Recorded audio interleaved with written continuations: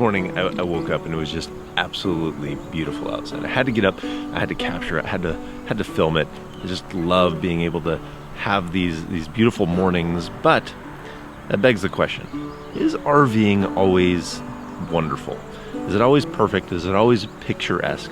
What are the worst parts about RVing? I think that's what we're going to talk about today. Because every day doesn't start like this, that's for sure.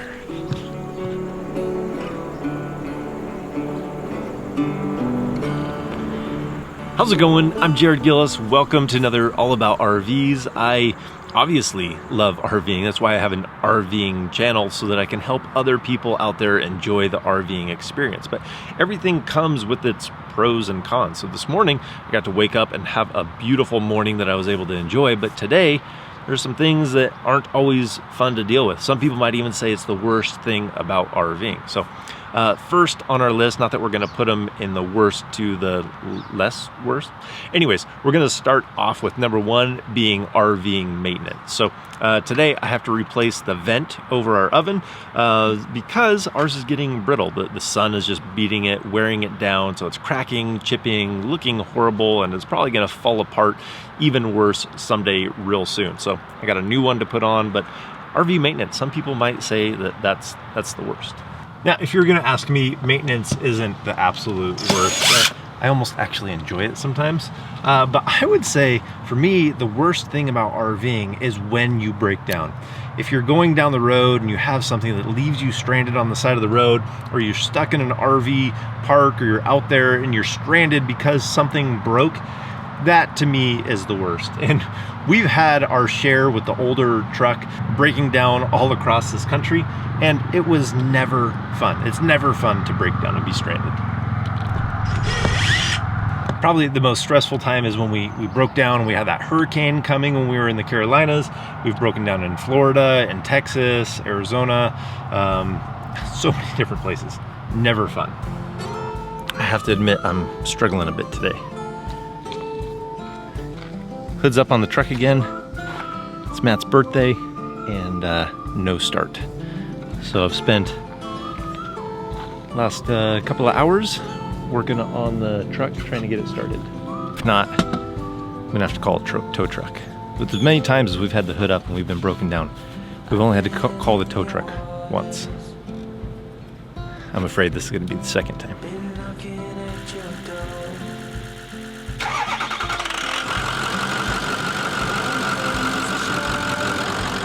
But what do you do when you can't replicate the issue? I guess you got to go with it until it pops up again, which it never seems to happen in good locations or at good times. But is there ever a good location or a good time to break down?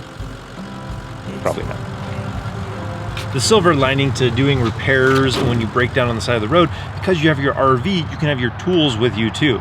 So you're able to get those repairs done while you're on the road. But that's another one of the worst things about RV, is the storage is always, it seems like everybody's always bumping up against the capacity of the storage on their RV. The storage can be small. Ours is especially small when you consider that it's a fifth wheel. Usually they have tons of storage. Look at how small this area is. Usually on a fifth wheel, this is gonna be like your main storage compartment, and you're just gonna be able to put a massive amount of things in here. Ours is small. It's just this little area right here. This is our fresh water tank, so it consumes the majority of our storage area. We could take it out, but we've gotten creative in other ways, and we've been able to take everything that we needed to in the RV. But if you do have a massive storage area, the flip side of that coin is then you have to be worried about weight. So when you're RVing, one of the worst things about RVing is you have to be concerned about weight and what you can take. You don't want to overload your RV, so you have to be concerned about weight at some point so that you can make sure that you're not overweight when you're going down the road.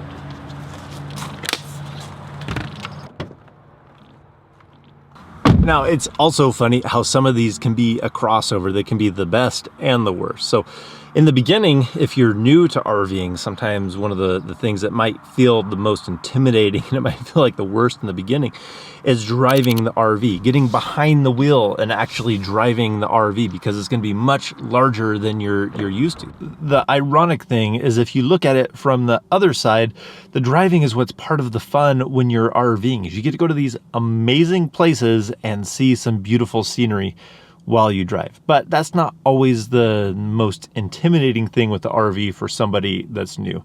So they might say that something else is worse. One of the other things that might be the worst for somebody that's a beginner or just starting out or just planning would be thinking about dumping the black tanks or the gray tanks, having to empty those out. It can seem really intimidating and probably might be one of the biggest fears or the worst thing that you're anticipating on the trip. But really, once you do it a few times, it's not that bad and you get used to it.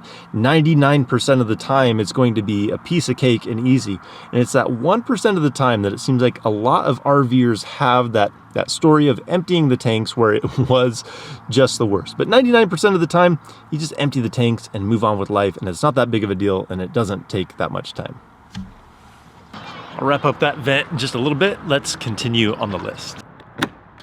Now, the next thing is something that a lot of people have done a workaround for, is by putting in a residential refrigerator. But the RV refrigerator traditionally is so small. This thing is tiny compared to a residential refrigerator. An average residential refrigerator, let's look it up. The total volume ranges from 22.5 to 31 cubic feet. This one's 6. Where am I gonna have room for the ice cream in here? It's only 6 cubic feet for the whole thing. That's just ridiculously tiny. If you want to see the glass half full, it's really just the opportunity to sharpen up on your Tetris skills. You can see that we get it all to fit. You even have room for milk there. Yes, that is peanut butter in the fridge. It keeps it from separating, the oil separating from the peanut butter. But yeah, it works. It is pretty easy to see why a lot of people switch over to that residential refrigerator. But for us, we've been able to make it work. And it is amazing that these things work off of propane and electricity, depending on what you need at that time. We've learned to be able to do it full time with our family. Now, this next one has come a long way in the last few years, and that's having reliable internet. When you're looking for a reliable internet source and you're not able to get it, it can be extremely frustrating. And whether we like it or not, the internet has been here to help us with resources, for entertainment, for staying connected with people, and being able to work remotely from the road, whether you're full-time or able to do an extended trip because you can work remotely. This one's tricky though, because there's places that I want to go where I want to disconnect from the internet and any kind of connectivity, and to be able to get out there and enjoy the RVing experience. And then other times I still need to be able to get things done. And so having that consistent internet when you want it can be very, very crucial. But that brings me to the next one. Because we have so much information at our fingertips that we're able to dive in there and see all this information, we can almost get decision fatigue because we have so many options available to us. This program, this, and this location, and we can do this at this place. You can almost get paralysis by analysis by looking at so many different things. And if your plans have to change and you have to shift things around, there's just so many moving pieces and so many options out there that sometimes you can just get fatigued of trying to make decisions of everything that's sitting in front of you. I'm actually not a big complainer. It's almost kind of hard for me to do this list because I see the other side and it's like all these things are so petty and really not that big of a deal when you get to look at all the places you get to go and do and see and spend time together with your family. None of these things matter. They don't matter at all. This is the payoff. Getting to be there for the sunrise, the sunset, and the beautiful times in between.